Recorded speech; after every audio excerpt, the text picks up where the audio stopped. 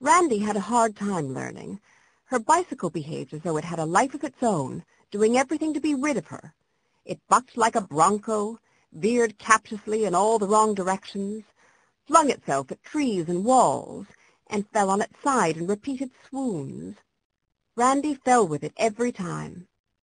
At the end of a half-hour's patient struggle, her shins were black and blue, her knee was scraped, and she was close to tears.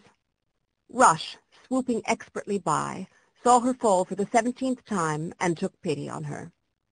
"Look, Ran," he said, "you get on, and I'll hold the bike for you. I won't let you fall. Now push down with your right foot, now with your left. That's it. You'll have it soon." And thanks to Rush's help, she did have it soon. In a very short time, she found herself sailing deliriously along the drive, under her own steam. The wind whistled against her cheek, her battered knees pumped up and down, and the bicycle, its spirit almost broken, carried her smoothly, turning when she wished it to turn, stopping when she wished it to stop. "I can do anything," Randy's thoughts were singing victoriously. "If I can learn to ride a bicycle, I can do anything.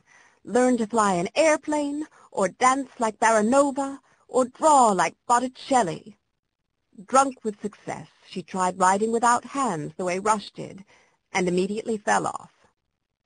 Oliver fell a lot too, but he had taken his little bicycle to the top of a small rise and wobbled down it over and over again until finally he mastered the idea of balancing himself. He was systematic and determined, and learned much faster than Randy. The only trouble was that his legs were so short he couldn't dismount properly, so he developed his own method. While the bicycle was still going, he would leap clear of it, allowing it to crash to the earth, wheels still spinning. The method wasn't very good, especially for the bicycle, but the best he could manage at the moment. "You're doing swell now, Ran," Rush called. "How about going for a real ride?" Oliver wisely preferred to stay at home and practice, but the rest of them walked their bicycles up the drive to the top of the hill. Then they got on again and started on a voyage of discovery. Randy fell off twice, once when a squirrel ran across the road, and once when she came to the stone gate. But as soon as she was out on the concrete highway, she was able to manage better. The road under her wheels felt smooth as satin. She was flying, skimming effortlessly like a swallow near the earth. She kept her eyes fixed sternly on the road and stayed close to the right side.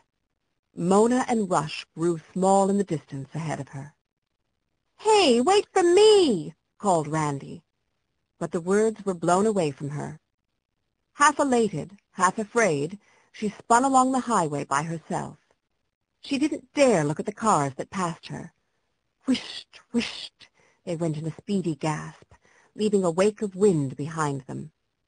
Fences flew by her, and houses, and cows, and trees, but she didn't see any of them.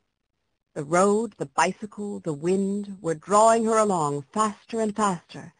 She had the feeling that she would never be able to stop.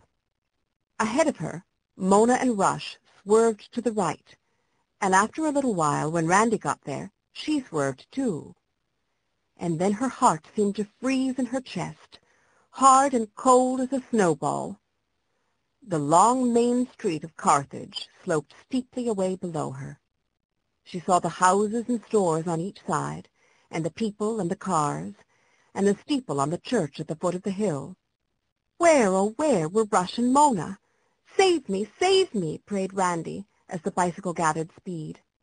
She couldn't remember how to stop or put on the brake. She just held on. In a sort of dreadful calm, she rocketed down the hill, expecting to die. Clear and sharp, she saw an old lady and some chickens run across the street to get out of her way. She saw the Carthage traffic cop staring at her with his mouth open. He went by in a flash. She saw the broad blue back of a parked bus in front of her, growing larger and larger, and more convincing like a close-up in the movies. "Save me," murmured Randy once again before her front wheel met the back of the bus, and she flew over the handlebars head-on into the license plate. Everything was velvet black and deep and still.